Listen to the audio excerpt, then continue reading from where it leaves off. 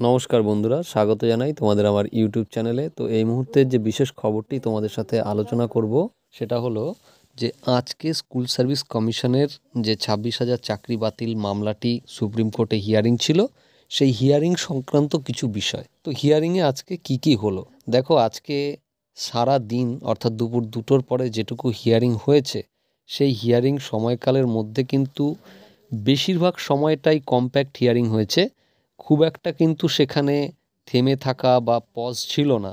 তো সেই জায়গায় দাঁড়িয়ে মূলত যেটা আজকে বিকাশবাবু জোরালো সওয়াল করলেন সেটা হচ্ছে যে যেহেতু নিয়োগ পদ্ধতিটাই ছিল দুর্নীতিগ্রস্ত, নিয়োগ পদ্ধতিটা যদি ভালো থাকতো, তার মধ্যে যদি কেউ ইল্লিগালভাবে ঢুকে যেত সেই ব্যাপারটা আলাদা, কিন্তু যেহেতু নিয়োগ পদ্ধতিটাই ছিল দুর্নীতিগ্রস্ত, ত্রুটিপূর্ণ, তো সেই জায়গায় দাঁড়িয়ে সেখানে যোগ্য অযোগ্য বাছাই করা কিন্তু খুব একটা সম্ভব নয়। এবং সেখানে আরও একজন আইনজীবী তিনি কিন্তু পরিষ্কার বললেন, যেখানে এসএসসির পক্ষের আইনজীবীরা রয়েছে তারা বলুক যে সঠিক সেগ্রিগেশন করা সম্ভব কিনা, কারণ এসএসসির চেয়ারম্যান কিন্তু পরিষ্কার বলেছেন যে তারা এখনও পর্যন্ত সম্পূর্ণ সেগ্রিগেশন তারা করতে পারেনি। তারা যে ডেটাটা দিয়েছে সেটা বলেছে তাদের সেই দিন পর্যন্ত তারা যে তথ্য খুঁজে পেয়েছে তার ভিত্তিতে ডেটা, তার বাইরেও কিন্তু মানে ইল্লিগাল ক্যান্ডিডেট থাকতে পারে।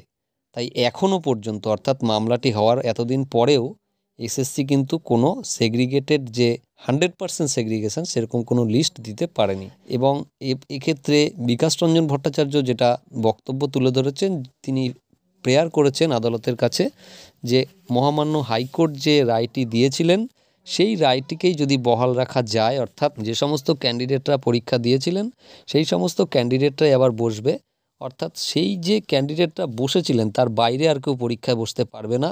এবং সেক্ষেত্রে কারোর যদি বয়স বেড়ে গিয়ে থাকে নির্দিষ্ট বয়সের থেকে, সেক্ষেত্রে তাকে ছাড় দেওয়া হোক এবং সেক্ষেত্রে তারা পরীক্ষায় বসে পুনরায় ফ্রেশভাবে একটা রিক্রুটমেন্ট হোক, এই যে 26,000 এটাকে বাতিল করে। তো সেইটা কিন্তু বিচারপতি কনফার্ম হলেন, বিকাশবাবুকে আরেকবার জিজ্ঞাসা করলেন যে এটাই কি আপনার সাজেশন?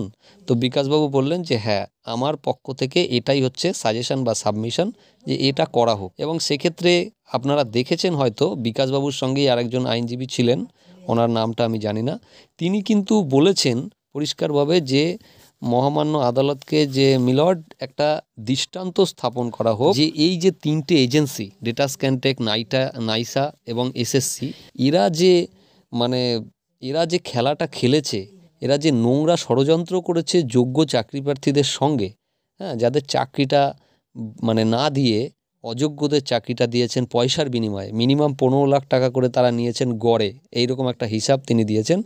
তো তিনি বলেছেন, প্রপোজাল রেখেছেন আদালতের কাছে যে অন্ততপক্ষে এদের কাছে, এই তিনটে পার্টির কাছ থেকে 500 কোটি টাকা ফাইন ধার্য করা হোক বা ক্ষতিপূরণ ধার্য করা হোক। খুব সম্ভবত সেটা ফাইন করা হলে সেটা যারা যোগ্য ক্যান্ডিডেট তারা পাবে। এক্ষেত্রে কিন্তু ফিরদৌস শামীম সাহেব তিনিও কিন্তু একটা উল্লেখযোগ্য তথ্য তুলে ধরেছেন যে কিভাবে প্যানেল এক্সপায়ার হয়ে যাওয়ার পরেও 4-5টা করে কাউন্সিলিং হয়েছে, অর্থাৎ তৃতীয় কাউন্সিলিং থেকে শুরু করে কোনোটা চতুর্থ কাউন্সিলিং অবধি, কোনোটা তৃতীয় কাউন্সিলিং থেকে শুরু করে অষ্টম কাউন্সিলিং অবধি, এইভাবে।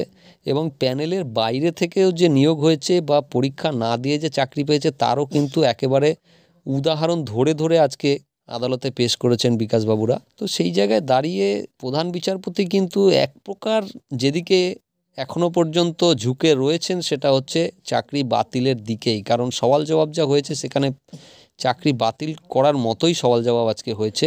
অত্যন্ত তথ্য সমৃদ্ধ এবং জোরালো সওয়াল। তো সেইখানে যারা যোগ্য চাকরি প্রার্থী তাদের হয়ে একজন আইনজীবী, মহিলা আইনজীবী, তিনি কিছু বলতে চাইছিলেন। তিনি বারবার বলছিলেন যে আমি যোগ্য ক্যান্ডিডেটদের পক্ষের আইনজীবী, আমি সেগ্রিগেশন সম্ভব এই নিয়ে কিছু বলতে চাই। কিন্তু বিচারপতি কিন্তু তাকে থামিয়ে দিলেন এবং বিচারপতি কথাটা শুনে কিছুটা হাসলেনও। তো এটা একটু ব্যাপারটা দেখে যেটা মনে হচ্ছে যে হয়তো বিচারপতি বুঝতে পারছেন যে যোগ্য অযোগ্য সেগ্রিগেশন করা সম্ভব নয়, কারণ যেখানে এসএসসি চেয়ারম্যানই শিওর নয়, সেখানে আর কে কি বলতে পারে। তবুও তাদের যুক্তি নিশ্চয়ই তিনি শুনবেন। থামিয়ে দিলেন মানে এই নয় যে তাদের যুক্তি শুনবেন না। আগামী দিনে কিন্তু তাদের বলার সুযোগ থাকছে, যোগ্য ক্যান্ডিডেটদের বলার সুযোগ থাকছে আগামী দিনে। আগামী 10ই ফেব্রুয়ারি মামলাটির পরবর্তী হিয়ারিং হতে চলেছে। তো সেই জায়গায় দাঁড়িয়ে যে আজকে যেই আর্গুমেন্টগুলো আদালতে হলো তার 90% বিষয়টাই কিন্তু সম্পূর্ণভাবে শুধুমাত্র করাপশান নিয়েই ছিল। যে এই যে লিস্ট দেওয়া হয়েছে 5,000 6,000 এরাই হচ্ছে করাপ্টেড, আর কেউ নেই এটা কনফার্মভাবে কেউ বলতে পারছে না। নাম্বারটা তো দিয়েছে, যেগুলো সেই ডেট অবধি তারা ধরেছে সেটা দিয়েছে, কিন্তু তার বাইরেও যে থাকবে না এই গ্যারান্টি কেউ দিচ্ছে না।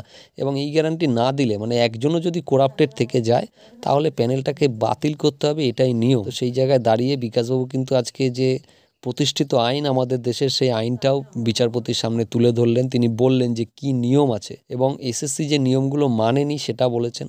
তার পাশাপাশি এসএসসি এবং মধ্যশিক্ষা পর্ষদ তাদের মধ্যে যে কন্ট্রাডিকশন, অর্থাৎ তাদের মধ্যে যে সরাসরি দ্বৈরথ, মধ্যশিক্ষা পর্ষদ বলছে যে আমরা এদেরকে অ্যাপয়েন্টমেন্ট দিয়েছি, অথচ এসএসসি বলছে যে না আমরা এদেরকে রেকমেন্ডেশন দেইনি। এই যে জায়গাটা, এটাও কিন্তু পরিষ্কারভাবে তুলে ধরেছেন আইনজীবীরা। তো সমগ্র বিষয়টাই কিন্তু প্যানেল এক্সিস্টিংয়ের বিপক্ষে গেছে, অর্থাৎ প্যানেল বহাল থাকার বিপক্ষে গেছে। তো দেখা যাক আজকে যা হলো, এর যদি 50%ও কন্ডিশন আগামী 10 তারিখে থাকে তাহলেও কিন্তু প্যানেল বাতিলের দিকে যাবে।